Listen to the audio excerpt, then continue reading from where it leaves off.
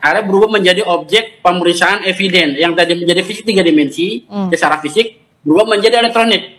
Nah itu apakah menjadi keabsahan atau menjadi keterbatasan pemeriksaan yang akhirnya hasilnya akan banyak membias.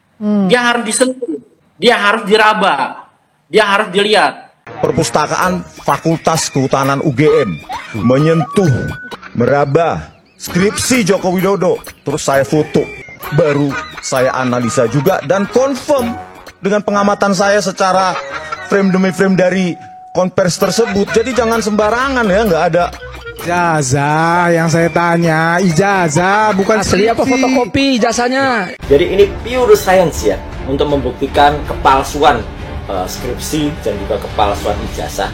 Kok malah mau dipidanakan? Tetapi ketika kemudian setiap kali terungkap tentang ijazah ini, setiap kali terungkap tentang skripsi ini, membuat saya menjadi sedih.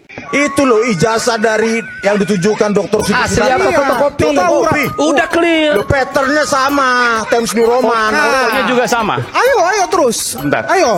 Fotonya juga sama. Kok jadi takut bicara tentang ijazah? Ayo dong. Nah, ini bentar. Apa bedanya forensik dokumen dengan digital forensik yang dilakukan oleh teman-teman itu yang 3 orang itu ya? Kalau forensik dokumen, dia meriksa fisiknya, dia periksa kertas, dia periksa jenis cetak, dia periksa isinya. Sedangkan yang elektronik dokumen, dia tidak ada pembanding. Sedangkan fisik dokumen itu perlu pembanding yang harus benar sama-sama fisik dan valid. Ini kategorinya adalah masalah valid ya. Dan keabsahan. Karena sumber yang diperiksa oleh 3 orang ahli itu, ini kevalidannya bagaimana? Keabsahannya bagaimana? Disaksikan oleh siapa? Diserahkan oleh siapa? Dan dilakukan bagaimana? Nah ini yang menjadi derajat barang bukti yang diperiksa oleh 3 ahli itu fungsinya rendah. Kalau saya dianggap hasutan ya silahkan, nanti kita lawan kan gitu kan.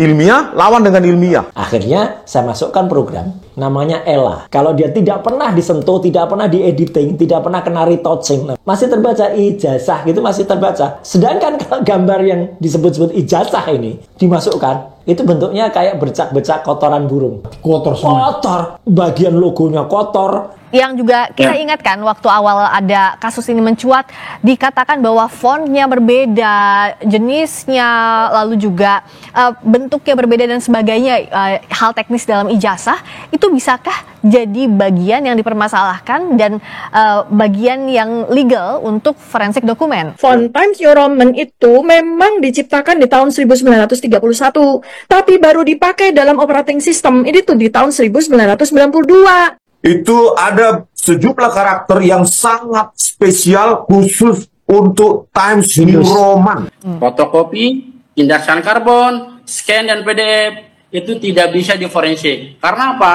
Itu dokumen yang mudah direkayasa. Jadi yang diperiksa adalah yang benar-benar valid. Harus benar-benar secara fisik, kita sentuh, kita lihat, kita cium, kita raba. Saya inginnya pihak pengacara dari Pak Joko Widodo juga meng-hire atau meminta bantuan dari ahli juga. Kami siap jawab tantangan kalau kami akan dipolisikan. Kita bicara bukan tentang individu, kita bicara tentang kelangsungan bangsa ini sampai ke depan. Seorang saksi ahli itu harus jelas, dia dipanggil oleh siapa, diminta oleh instansi mana, lembaga mana, dia bisa speak up dan bicara. Ini tidak diminta, tidak ditunjuk, tidak secara hukum, tapi bicara. Informasi belum matang, akhirnya bunyi kemana-mana, yang akhirnya apa? Komposisi masyarakat ini menjadi negatif. Mana yang saya yang hoax, mana saya yang salah, baru kita sama-sama kita rekonstruksi teknologi apa yang bisa membuat itu, memproduksi itu tahun 1985. Membuat saya menjadi sedih. Kenapa kebanggaan saya, kecintaan saya dihianati dengan pembohongan yang kita bisa buktikan nanti di pengadilan? Jokowi harus lapor sendiri, dan ketika dia lapor sendiri, kita adu bukti. Nah, yang ketiga adalah masalah kode etik saksi ahli. Tapi saksi ahli itu tidak bisa sifat kemana-mana. Itu harus bisa bicara kalau itu sudah ingkrah 10 tahun sudah ada keputusan. Ini yang belum diproses, belum dilaporkan, belum diminta, tapi speak up kemana-mana. Nah inilah yang menjadi konsumsi yang tidak jernih untuk masyarakat. Karena menjadi belum. Nah ini yang harus benar proses hukumnya yang benar. Harus ada pelapor, instansi mana yang menerima, Terus siapa menjadi saksi ahli. Nah ini yang saya lihat ada tindak-tindakan yang nabrak hukum. Objek yang keliru, derajat saksinya rendah, dan ya ada proses yang dilanggar. Assalamualaikum warahmatullahi wabarakatuh.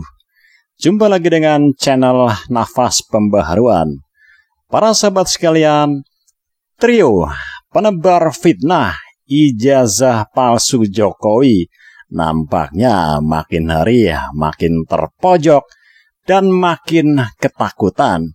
Atau kalau bisa dikatakan, mereka bertiga ini makin panik. Karena apa? Nampaknya jeruji besi bui sudah terbayang di depan mata. Bagaimana mereka bertiga? Di antaranya adalah Dr. Tifa, Rismon Sianipar, dan Roy Suryo. Tentu saja tak lupa ada dua nama lainnya yang menjadi kandidat penghuni Hotel Prodeo, yakni Egy Sujana dan Ibu Kurnia. Nah, para sahabat sekalian, kita lihat Rismon, Dr. Tifa, dan Roy Suryo kena skakmat dari seorang praktisi forensik. Siapa dia? Dia adalah Raden Mas Hendro Diningrat lengkapnya. Raden Mas Hendro Diningrat ini yang akrab disapa dengan Raden Hendro adalah seorang trainer dan konsul investigation and forensic document yang didirikannya sejak 2009. Di dalam perbincangan dalam Kompas TV tadi, Raden Mas Hendro menjelaskan tentang bagaimana ketiga orang ini melakukan kesalahan fatal ketika mereka tanpa memiliki legalitas hukum dengan meneliti ijazah dan skripsi Bapak Presiden ke-7 RI Joko Widodo, lalu berkuar-kuar di media sosial, membuat propaganda, menggiring opini, dan memvonis bahwa ijazah Bapak Jokowi palsu. Sudah dijelaskan tadi oleh Bapak Raden Hendro ya, di antaranya ada sesuatu yang digarisbawahi oleh beliau, yakni soal validitas atau kevalitan dari apa yang diungkapkan oleh ketiga orang ini. Beliau menegaskan bahwa fotokopi, lindasan karbon, scan, dan PDF itu tidak bisa diforensik. Karena apa? Karena dokumen yang mudah direkayasa jika melalui itu. Jadi yang diperiksa adalah yang benar-benar valid. Secara fisik bisa disentuh, bisa dilihat, bisa dicium, dan bisa diraba. Inilah kesalahan fatal dari trio penebar fitnah ijazah palsu Bapak Jokowi ya. Dan para sahabat, sebagaimana diberitakan dalam proses penyelidikan ijazah Bapak Jokowi di Bareskrim, sudah dipanggil 30 saksi, diperiksa ya, sudah diperiksa, dan dijadikan 7 ijazah sebagai sampel pembanding, yakni ijazah teman Bapak Jokowi. Kita lihat sebentar di beritanya di Kompas TV, cuplikannya. Bareskrim Polri telah memeriksa para saksi dan mengambil sampel ijazah kawan-kawan Presiden ke-7 RI Joko Widodo. Total ada 31 saksi yang diperiksa, sedangkan untuk sampel ijazah, Bareskrim mengambil 7 sampel. Ketujuh ijazah tersebut berasal dari teman-teman Jokowi, baik teman SMA maupun saat kuliah. Laporan itu disampaikan Direktur Tindak Pidana Umum Bareskrim Polri, Brigjen Pol Juhandani Raharjopuro pada Kamis 8 Mei 2025. Ya, itu tadi keterangan dari Bareskrim mengenai sudah dilakukannya pemeriksaan atau analisa terhadap ijazah Bapak Jokowi. Dan menjadi sebuah malapetaka besar bagi ketiga orang ini, Tifa, Rismon Sianipar dan Roy Suryo, jika nanti akhirnya terbukti bahwa ijazah Bapak Jokowi asli, maka akan menjadi kiamat. Siap-siap saja mereka bertiga itu masuk dalam sel ya, menjadi narapidana.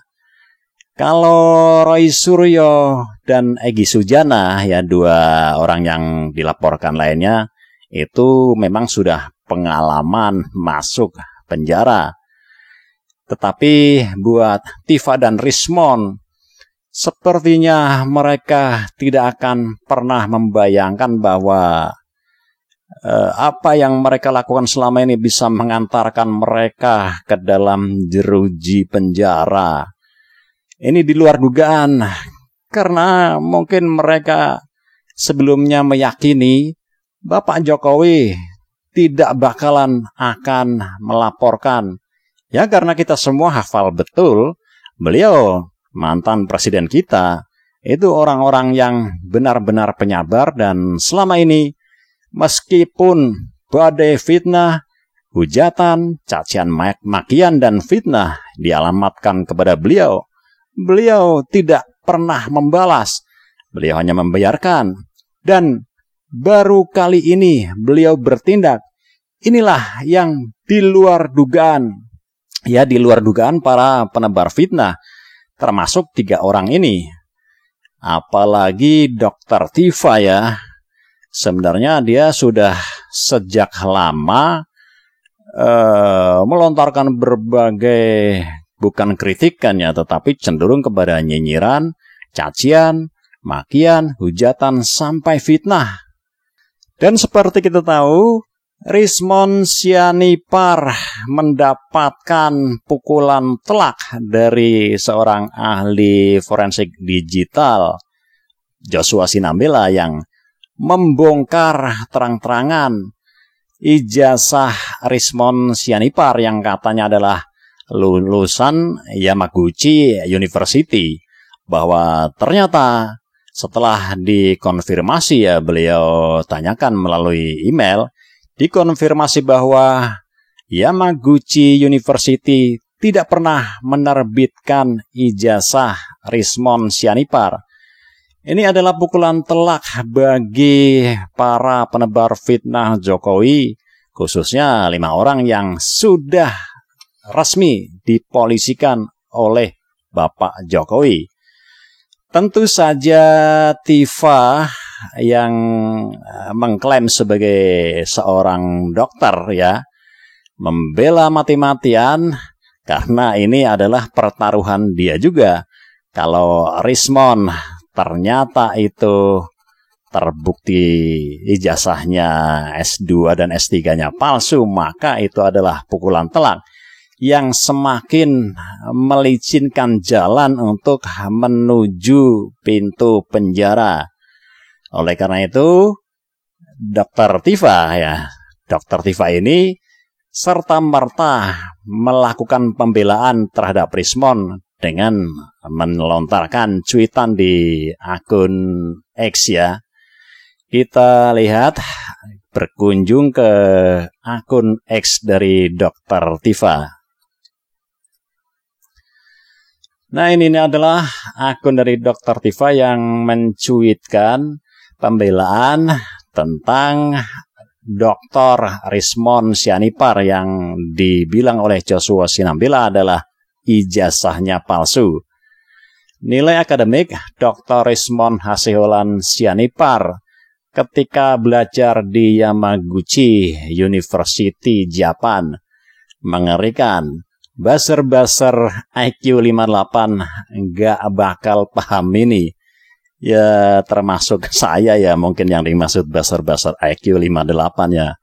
Tetapi Bu Dokter ini nampaknya salah ya, Dok ya. Anda salah. Saya paham meskipun IQ saya 58. Tifa menyertakan screenshot ya ini. Screenshot untuk pembelaan terhadap koleganya Rismon Sianipar yang diperoleh dari Yamaguchi University. Nah, sayangnya ya para sahabat, cuitan dari Tifa ini mendapatkan hujan bully dari komentar. Ini yang menarik yang kita akan tengok sedikit dari komentar netizen ya. Di sini ada akun balasan email dari Academic Affairs Section Faculty of Engineering Yamaguchi University ke Joshua Sinambela ya. Ini yang sudah tadi saya upload videonya soal kebohongan Rismon bahwa dia ternyata dari pihak Yamaguchi University tidak pernah menerbitkan ijazah yang dimaksud yang ditanyakan oleh Joshua Sinambela. Ada komentar menarik nih para sahabat. IQ tinggi tapi nggak pernah jadi presiden. Jadi menteri nggak pernah, nggak juga pengusaha apalagi. Nggak ada arti juga. Minggir wir, julid terus. Ya bener ya, Dr. Tifa ini ya mungkin dia merasa bahwa IQ-nya tinggi dan kita orang-orang yang berusaha membela Bapak Jokowi dikatakan dengan IQ yang rendah, dengan IQ 58. Ada komentar lainnya, rajin cuci muka Bu. Kira-kira siapa ya? Wek. Ini postingan dari Joshua Sinambela kemarin ya, yang juga saya sudah upload videonya, ijazah palsu sang penuduh. Bahwa itu si pakar gadungan ternyata. Kita lihat komentar lainnya, nuduh yang lain ijazah palsu. Ternyata ijazahnya Rismon yang palsu. Kocak ini 4 manusia ini. Gejala nggak bisa tidur, nggak enak makan. Bukan 4 manusia, tapi 5 ya.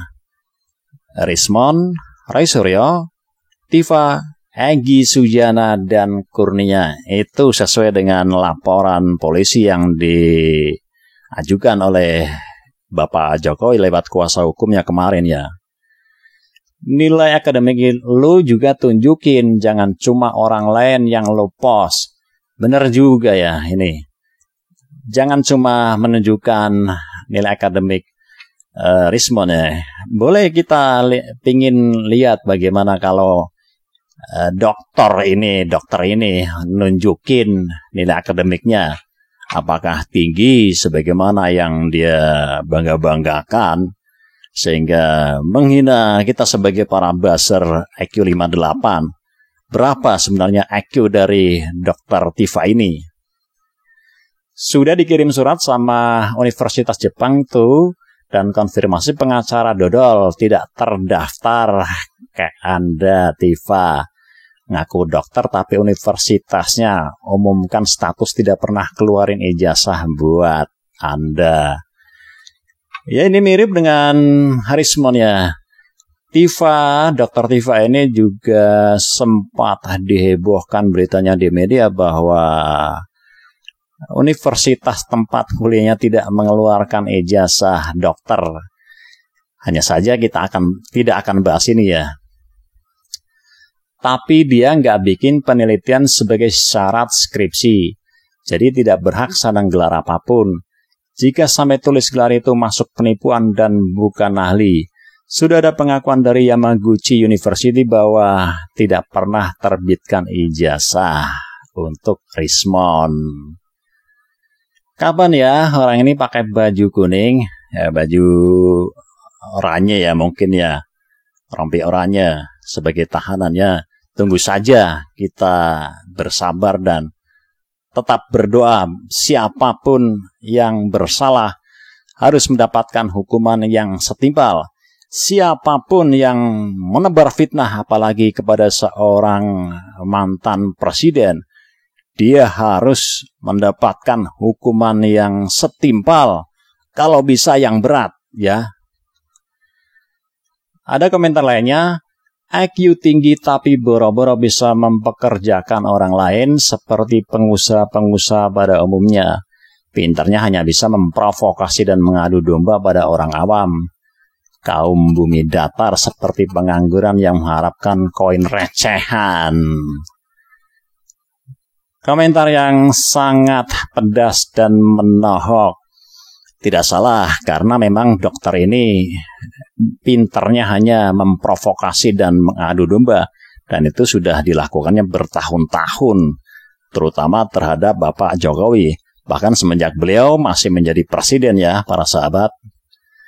Ada akun lainnya, Bu Dokter tetap semangat, jangan takut menegakkan kebenaran. Aspirasi saya sudah terwakili. Ya, ini tentu saja pendukung dari Dr. Tifa ya. Menegakkan kebenaran, berjuang. Seperti kata Bang Rismon tadi, katanya dia sedang berperang melawan ketidakbenaran, yakni melawan Bapak Jokowi. Ada komentarnya, hijab doang tapi mulut julid. Ingat umur kematian nggak ada di kalender, wir. Ditunggu baju oranyenya ya, wir. Nah, ini sama seperti tadi, Bah. Dia mengharapkan agar dokter ini segera pakai baju oranye alias baju tahanan. Yang itu artinya dia sudah terjerat hukum. Ya. Udah, jangan banyak cincong, siapin aja selimut yang tebel. Biasain tidur di lantai, denger-denger lantai penjara dingin, Tifa. Bareskrim sudah bergerak. Hari ini perwakilan Jokowi sudah menghadap setelah disuruh menyerahkan ijazahnya untuk dianalisa. Laboratorium forensik dengan 7 ijazah angkatan 85 sebagai pembanding, semoga tidak membuat cantungan. Yaitu yang seperti berita yang tadi kita cuplikannya ya, kita lihat bersama. Ada 7 ijazah yang dijadikan sebagai pembanding dan ada 31 ahli yang diperiksa. Ya elah, kalau bukti kertas kayak gini nenek kampus nggak tamat SD juga bisa buat di tukang sewa komputer belakang kampus. Harus ada pengakuan dari Universitas Yamaguchi. Bentar lainnya, tanya dong dari universitasnya, datengin begini, gua keluar-keluar teriak palsu. Juga anak STM bisa. Gelar dokter lu bikin klinik aja, klinik biar se-RT bisa berobat kan, ada manfaatnya. Lagi ijazah orang diurusin.